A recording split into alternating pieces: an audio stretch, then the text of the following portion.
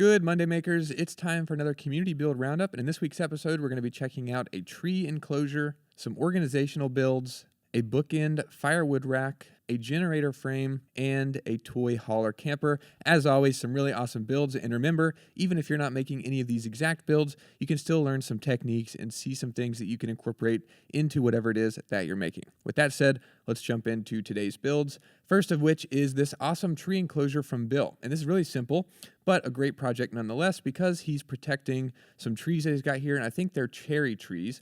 And he said the birds are eating the cherries and they're not able to, so he wanted to protect them. And basically just built a giant cube around the trees and then secured some bird netting to the frames. And he basically just used eight 90-degree connectors to make a cube around the tree.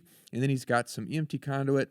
Looks to be pretty long spans, maybe like 8 or 10 foot even, to basically just build this cube. So it's just 4 verticals and then 4 pipes or pieces of conduit to make the rung around the top and then the rung around the bottom with 90-degree connectors in the corners. Super simple. And he's got the bird netting draped over the frame and secured with zip ties. Really simple project, but a great thing to do to protect the trees. And this is applicable to all kinds of projects. If you've got smaller plants like tomato plants or things like that, you can still build an enclosure and kind of use the same technique to protect those kinds of plants. So really cool. Thanks so much, Bill, for sharing this. It's at WillRetta1 on Instagram. I'll be sure to link this build and all the other builds below if you want to check it out. But thanks so much for sharing that. Love seeing it. Next up is 3 organizational builds from Claudia.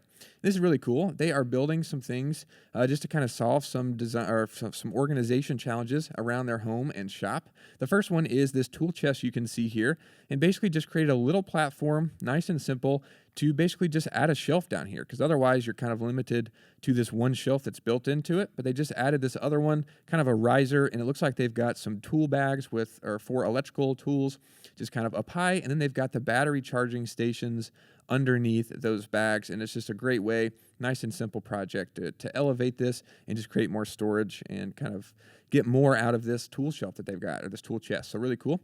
And then this next one is really awesome as well.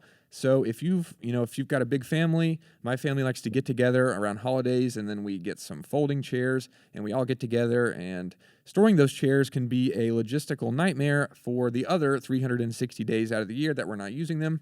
And this is a great idea that Claudia did to organize the chairs. Basically just made a rack that allows them to put the chairs, kind of stack them and flat pack them. Thankfully, the chairs fold up, which helps a lot. You don't have just a bunch of chairs, folded down and taking up space. But basically, this is a nice rack, really simple. Again, 90-degree connectors in the corners down here at the bottom to create that rung around. Then it looks like just a lot of T connectors to brace the frame, and then add the kind of back support back here so that the chairs kind of bump up against it whenever you push them in. And then the pipes down here are spaced apart so they fit inside of the legs of the chair perfectly, and just really simple, but a great project. And you could also add wheels to this if you wanted to be able to roll it around your house or garage or space, wherever it is that you're using them. So that's really awesome. Great ideas there. And this last build is kind of an elevation shelf for a trash can, as you can see here. Don't know what's up top here. Maybe that's like a plant or something inside of a tote. Maybe it's recycling, and they've got trash down here, but just a really simple shelf. And kind of all 3 of these builds are very similar in construction, with just 90-degree connectors and then T connectors for cross supports, but they all serve a different purpose and do some different storage and organization things around the home and shop. So really cool, Claudia. Thanks so much for sharing these builds. Really awesome job. We appreciate you posting them. Next up is this bookend firewood rack from Jimmy, and this is really smart. Basically wanted to just stack some firewood indoors for their fireplace here, and didn't want to have to walk in and out and potentially get wood that's wet. So wanted to store them inside, and basically just built this simple L-shaped rack that uses 90-degree connectors down here in the corner to kind of create the L. And then there's T connectors here, and then you can see there's one there that sends a pipe across, and then it's basically just mirrored design to create this L-shaped kind of bookend that will hold these firewood pieces and keep them from rolling off to the side, and then kind of the weight of the firewood keeps it in place, so it's kind of self-supporting. So the more weight that you put on there, then the more stable it's going to be, because it's stabilizing itself with its own weight, which is really cool and makes a lot of sense. And here we can see he said his cat wanted to test the live load strength, which is really funny, and looks like it's holding up great. So really awesome job. Nice and simple project, but now he's got a ton of firewood inside, which means you don't have to walk outside a bunch of times to get firewood, and you can stay inside and stay warm. So really cool, Jimmy. Thanks so much for sharing this. We really appreciate it. Next up is an awesome project, and this comes from Rick. This is a generator frame. Apparently had this generator and the frame was rotted out, and he didn't really want to weld conduit or put together a frame in that way. So basically just repurposed the frame, or rebuilt the frame rather, using electrical conduit and maker pipe fittings. Maybe this platform survived. It looks like it's in pretty good shape. And then basically just used flanges to attach vertical pieces of 1-inch EMT conduit that go up. And then he replaced the screws in the off-the-shelf electrical fittings with, looks like some self-tapping screws maybe, that go in. And then he just got some of the pre-made elbows. You can buy these pre-bent elbows off the shelf in the same aisle as conduit.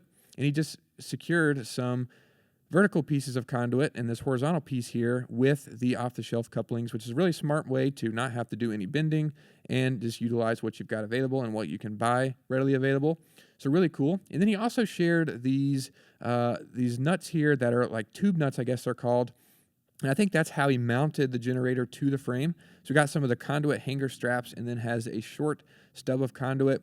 And then it looks like he's using the tube nut in some way here to kind of secure the generator to the frame. He said it wouldn't have been possible without those, so that's really cool, and appreciate him sharing those. I'd love to hear more about those and kind of what, if they're just sitting inside the conduit. I'm not really sure, or if he hammered them in.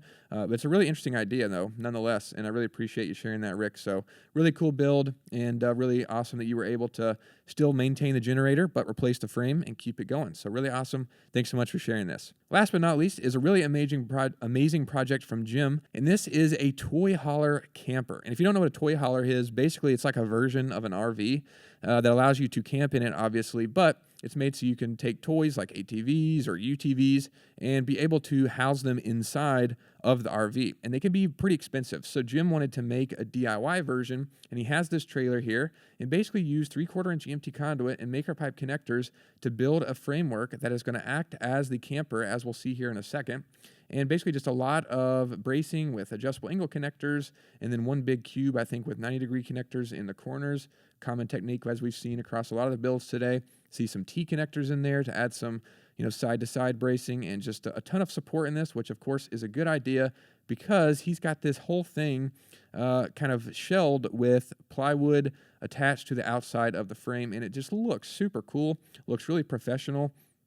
And he said all he did to secure the paneling was just use the off-the-shelf one-hole straps on the inside here. I think he shared a close-up in the comments. We'll look at that here in a second.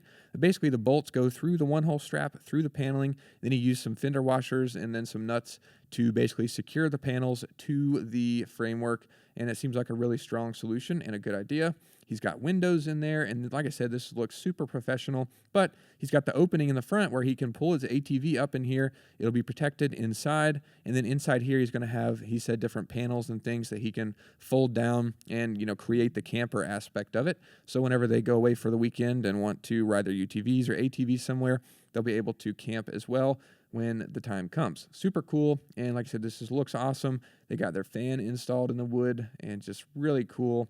And just a really great build. And then I think he said, here is the picture. Somebody asked how it was secured. I think he's got angle iron on the bottom of the base of the frame here. Yeah, there you can see. I guess that's welded to the trailer.